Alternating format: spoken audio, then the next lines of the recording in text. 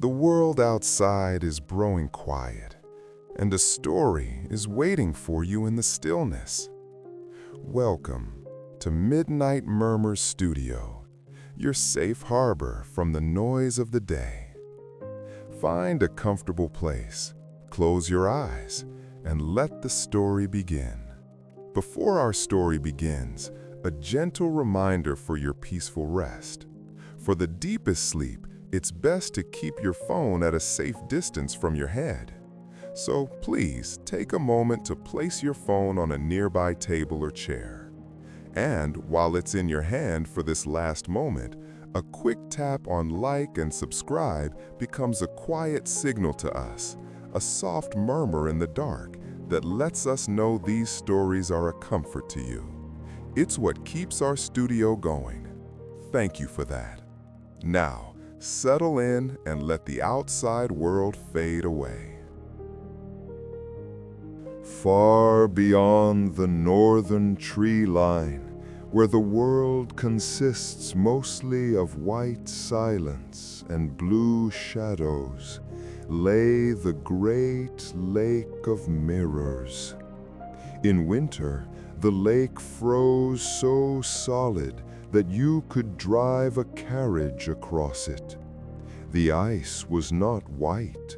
It was deep, transparent black, crisscrossed with white fractures that looked like frozen lightning bolts trapped beneath the surface.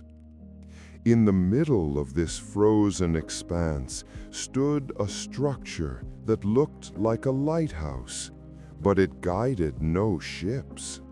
It was a round stone building with a chimney that constantly puffed gentle, gray smoke into the crisp air. This was the workshop of Orion. Orion was not a man of words. He was a man of breath.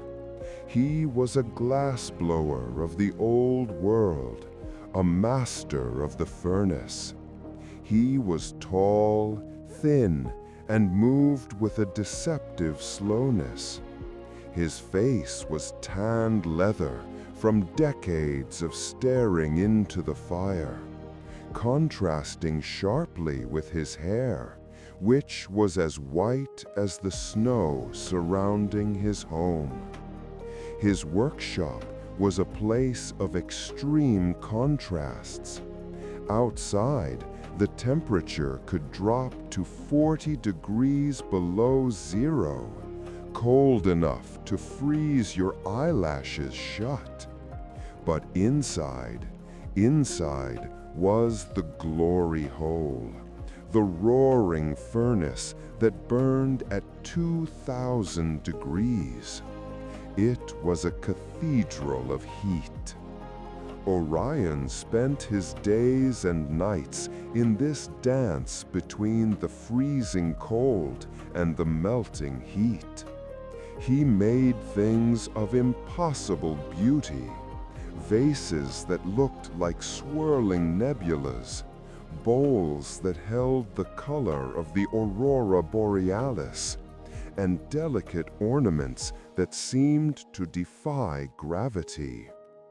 But the villagers on the shore whispered that Orion didn't just shape glass. They said he shaped the air itself.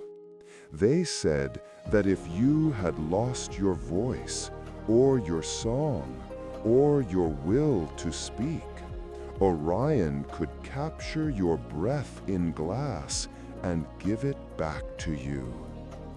The wind howled across the ice, a mournful, high-pitched shriek. Hoo, hoo. Inside the workshop, the sound was different. It was a low, steady roar of the gas burners. Roar. Orion was cleaning his tools. He laid out the jacks, large steel tweezers, and the wooden blocks made of soaked cherry wood. He checked the blowpipes, ensuring the airways were clear. Suddenly, the heavy wooden door creaked open. A gust of freezing air rushed in, swirling the sawdust on the floor and making the flames in the furnace dance wildly. Orion cleaning his tools. He laid out the jacks, large steel tweezers, and the wooden blocks made of soaked cherry wood. He checked the blowpipes, ensuring the airways were clear. Suddenly, the heavy wooden door creaked open. A gust of freezing air rushed in, swirling the sawdust on the floor and making the flames in the furnace dance wildly. A woman stepped inside. She was wrapped in layers of heavy wool, a scarf covering half her face. Snow clung to her eyelashes. She closed the door quickly, leaning against it as if to hold the winter back. She unwrapped her scarf. Her face was striking, but pale, etched with a profound sadness. "I am Ilara," she whispered. Her voice was barely a scratch, a broken sound like dry leaves crushing underfoot. Orion nodded slowly. He didn't ask why she was there. He pointed to a wooden bench near the furnace. "Sit, the cold has seeped into your bones." Ilara sat. She held her hands out to the warmth of the kiln. "I was an opera singer," she croaked, staring into the fire. "The best in the capital. My voice, it was my life. It was my soul." She paused, swallowing painfully. "Then grief came. I lost my husband 6 months ago. Since the funeral, I have not been able to sing a note. I open my mouth, and there is only silence. My breath, it refuses to leave my chest. It is stuck, frozen."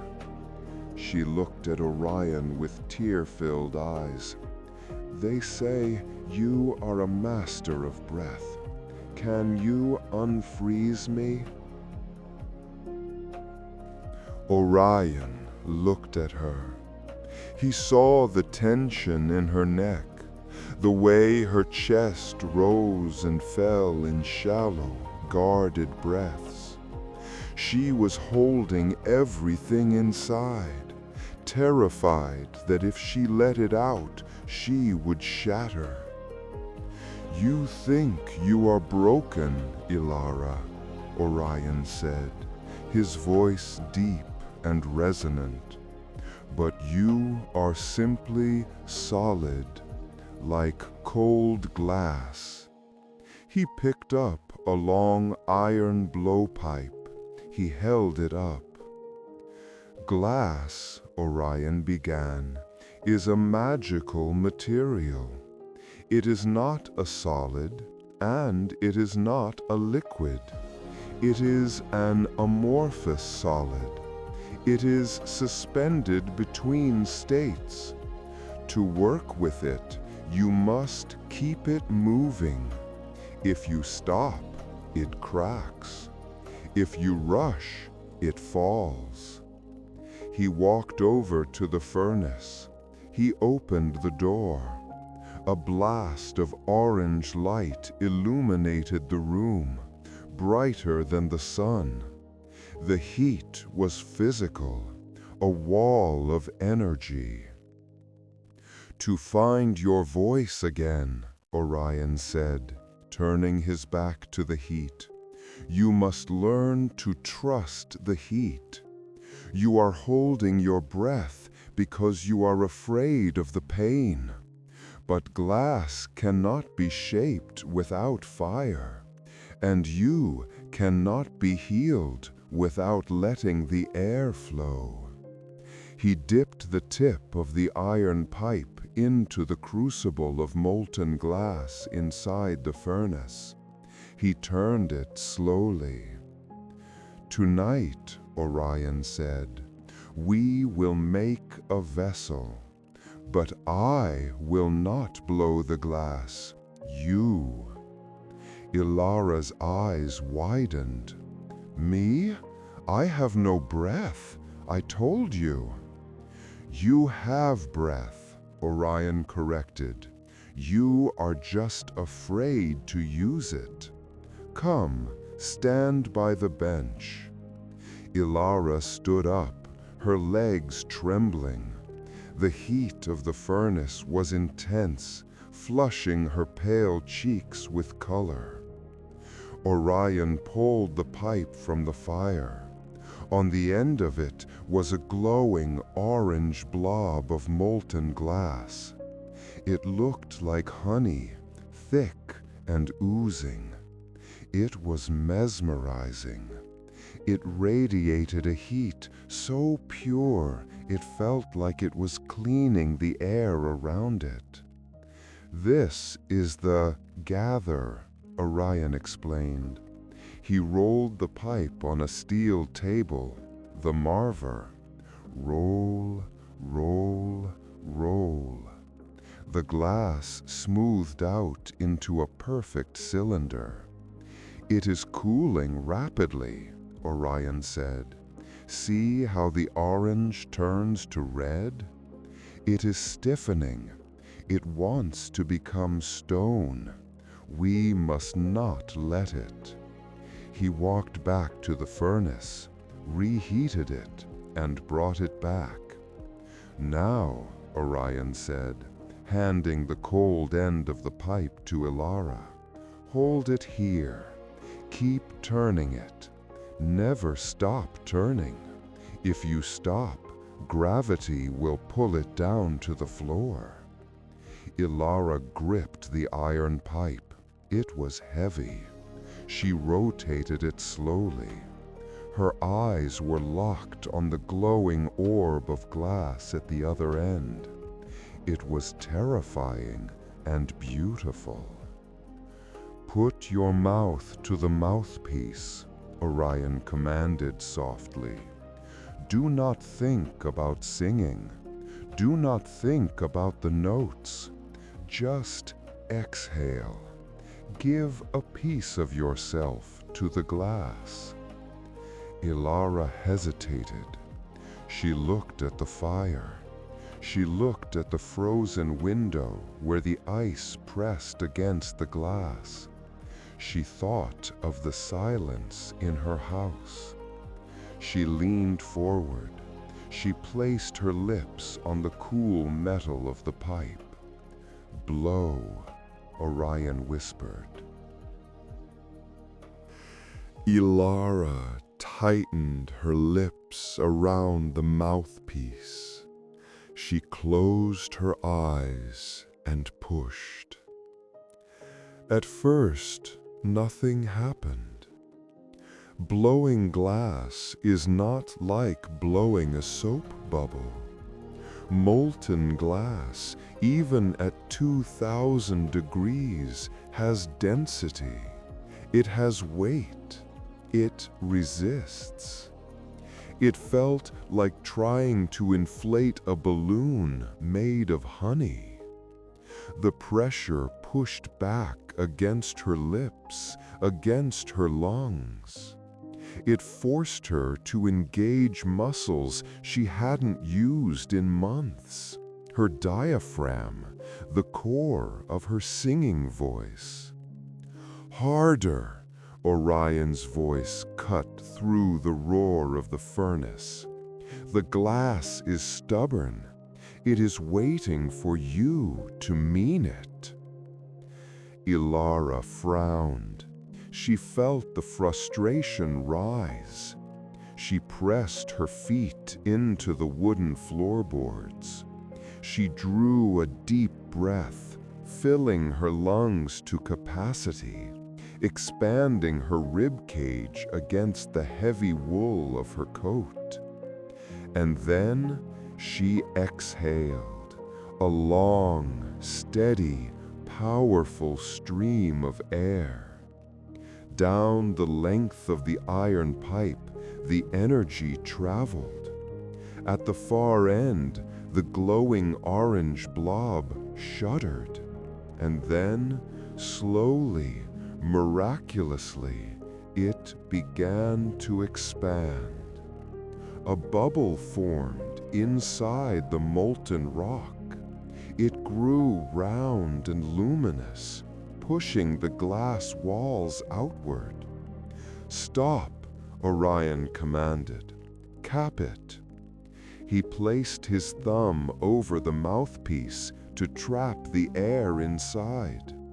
The air, heated by the pipe, expanded further, keeping the bubble growing gently on its own. Ilara opened her eyes. She stared at the end of the pipe. She had done that. Her breath, which had been invisible and silent a moment ago, was now trapped inside a glowing sphere. It had shape. It had light. "It is cooling," Orion said, moving quickly. "To the bench." They walked to the glassblower's bench, a wide wooden seat with metal rails. Orion sat down and laid the pipe across the rails. He began to roll it back and forth with his left hand. Roll, roll, roll. "Now we shape it," he said. He picked up a block, a carved scoop made of cherry wood that had been soaking in a bucket of water. He pressed the wet wood against the spinning, glowing glass. Hiss! A cloud of white steam erupted from the contact point. The smell was distinct, sweet, burnt wood, and wet minerals. It was an ancient smell. The glass rode on a cushion of steam, never actually touching the wood, turning perfectly round in the mold. Ilara watched, mesmerized. The glass changed color as it cooled. It went from a blinding yellow-white to a deep sunset orange, and then to a rich cherry red. "You must keep turning," Orion murmured, his hand never stopping. "If you stop, gravity wins. The hot glass will slump. You must keep it moving to defy the earth." Ilara realized he wasn't just talking about the glass. He was talking about life. Grief was gravity. It pulled you down. To stay upright, you had to keep moving, keep spinning, even when you were in the fire. "It's getting too cold," Orion announced. "It's becoming stiff. We need more heat." He handed the pipe back to Ilara. "You take it to the glory hole." Ilara took the weight of the pipe. It was heavy, but her arms felt stronger now. She walked to the furnace. The glory hole was a round opening that spewed fire. "Put it in," Orion said, "but do not touch the sides." Ilara guided the fragile, cooling bubble into the roaring mouth of the furnace.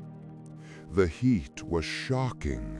It dried the tears on her face instantly. It made her skin tingle. She spun the pipe slowly. She watched as the dull red glass absorbed the energy of the fire. It began to glow again, brightening, waking up, returning to that liquid, honey-like state. She felt a strange connection to the object. It was dependent on her. If she dropped it, it would break. If she overheated it, it would melt into a puddle. She had to hold it in the balance. "Okay, bring it out," Orion said. She pulled it out, glowing blindingly bright. "Blow again," Orion said. "Give it more of yourself." This time, Ilara didn't hesitate. She leaned in and blew. The glass expanded effortlessly this time, responding to her warmth. It grew into a large, beautiful sphere, thin and delicate. They returned to the bench. Orion took the jacks, large steel blades connected by a spring. As Ilara rolled the pipe on the rails, Orion gently squeezed the neck of the bubble with the steel blades. Scrape, scrape. The metal sang against the glass. A waist formed. The sphere was becoming a vessel, a vase. "It is singing," Orion whispered. Ilara listened. As the glass thinned, it began to vibrate with the friction of the tools. It made a high, resonant hum. Eee.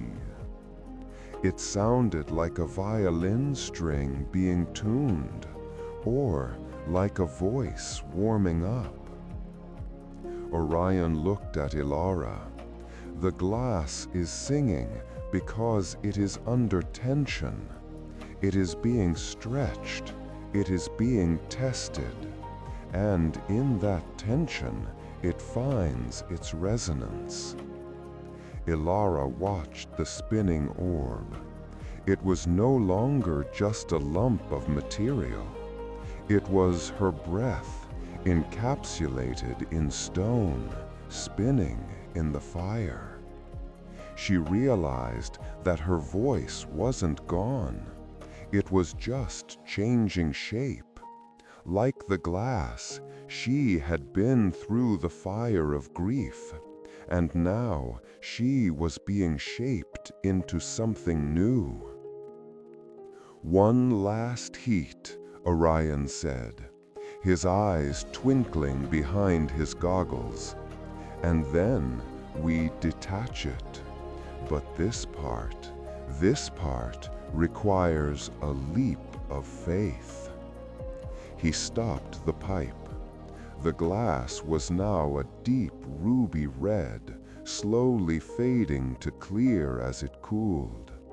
It was a perfect round vase with a slender neck. "To finish it," Orion said, picking up a metal file, "we must break it off the pipe. We must create a shock." Ilara froze. "Break it? But it will shatter." "Controlled breaking," corrected. "To set it free, you have to sever the connection to the source. You have to let it stand on its own." The glass vase was finished. It was a perfect sphere with a slender neck, glowing a soft, dull red on the end of the iron pipe. It was beautiful, but it was still tethered. Orion picked up a small metal file.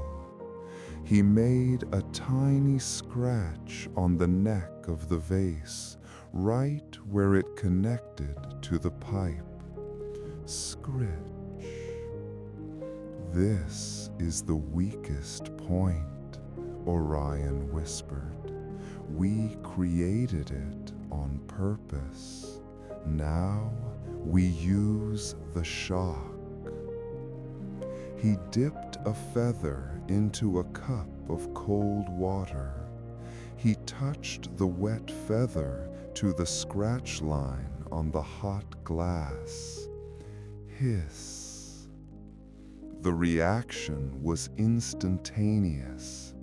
The thermal shock, the collision of cold water and hot glass, sent a vibration through the material. Ping. A clear, bell-like note rang out in the workshop. A tiny, microscopic crack encircled the neck. "It is ready," Orion said. "Hold your breath." He tapped the iron pipe gently with a wooden mallet. Tap. With a sound like a small intake of breath, the vase detached from the pipe. For a split second, it floated in the air, free. Orion caught it deftly with a pair of thickly padded Kevlar gloves. He held it up. It stood on his palm, glowing softly, perfectly round, perfectly whole. It was no longer a part of the machine. It was its own entity. Ilara let out the breath she had been holding. She felt a lightness in her chest, as if a weight had been severed along with the glass. "It is free," Orion said, walking quickly to a large rectangular oven in the corner called the lair or annealer. He opened the heavy insulated door. Inside it was hot, but not roaring like the furnace. It was a gentle, soaking heat. "If we leave this glass in the cold air now," Orion explained, placing the vase carefully inside, "it will shatter. The outside will cool faster than the inside, and the stress will tear it apart." He closed the door. Thud. "This is the annealing," he said, turning to Ilara. "We must cool it down slowly, over hours, sometimes days." He looked at her with deep compassion. "You cannot rush healing, Ilara. You cannot go from the fire of grief straight into the cold world. You must anneal. You must give yourself permission to cool down slowly, to rest." Ilara looked at the closed door of the oven. She understood. She had been trying to force herself to be normal too quickly. She needed time. She needed to sit in the warmth and just exist. Orion began the shutdown ritual. He turned the valves on the gas burners. The roaring flame of the glory hole died down, replaced by a soft, blue pilot light.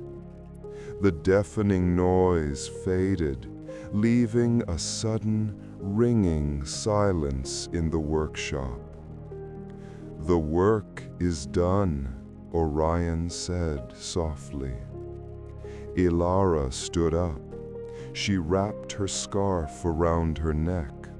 She felt warm inside, a heat that radiated from her core. She walked to the door and opened it.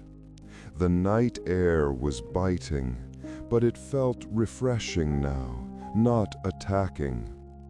The moon hung high over the frozen lake of mirrors, painting the ice in shades of silver and indigo.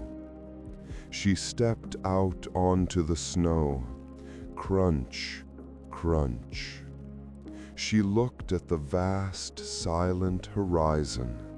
She took a deep breath. The cold air rushed into her lungs, but this time it didn't freeze, it flowed. She opened her mouth. She didn't try to sing an aria. She didn't try to impress an audience. She just let the air out with a sound.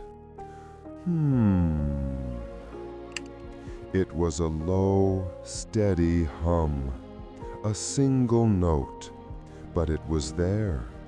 It was clear. It resonated in her chest, vibrating against her ribs. Tears pricked her eyes, but they were not tears of sorrow. They were tears of relief. The block was gone. Her breath was flowing again. She turned back to the workshop.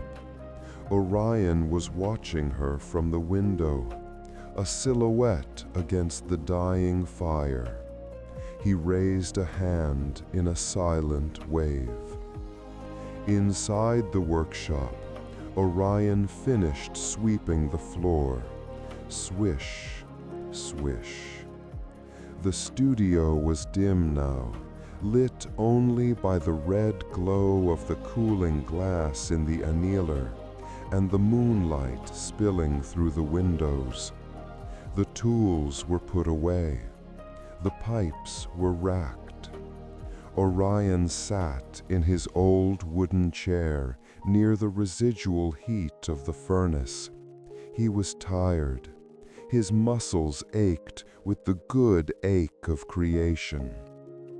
He listened to the wind outside, no longer a howl, but a lullaby. He thought about the vase cooling in the oven, its molecules slowly settling into a permanent, beautiful arrangement. He closed his eyes. His breathing was slow and deep, the rhythmic breathing of a master glassblower. Inhale, pause, exhale. The fire was banked. The glass was safe. The singer had found her song. Orion's head nodded forward. The heat wrapped around him like a heavy blanket. And in the heart of the frozen north, in the tower of fire and ice, the glassblower drifted into a deep, dreamless sleep. And so, our story comes to a gentle close. May your mind be calm, and your dreams be kind.